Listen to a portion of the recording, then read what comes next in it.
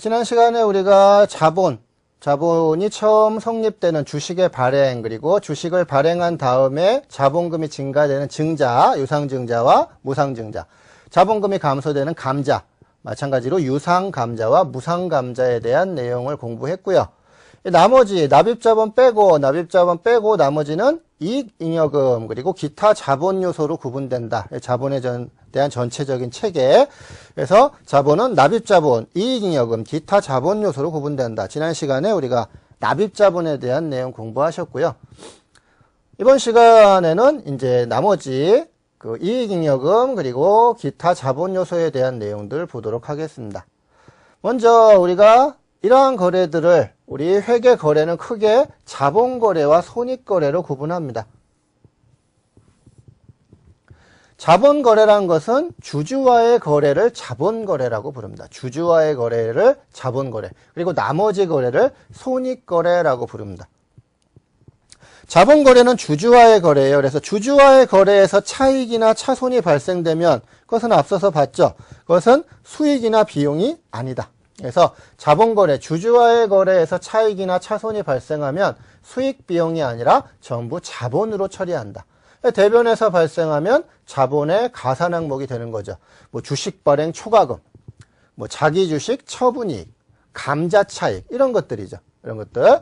반대로 주주와의 거래에서 차손이 발생해도 그것은 비용이 아니라 또 자본으로 처리한다.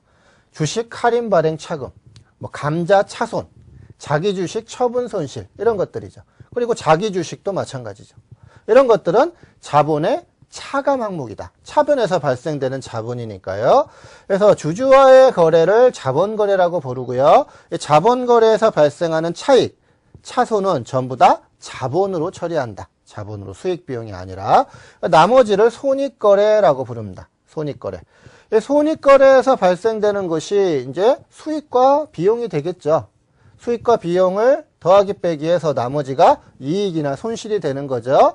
이러한 손익거래의 결과는 일반적으로 손익계산서로 가게 됩니다. 손익계산서. 이것이 수익과 비용이죠. 수익과 비용.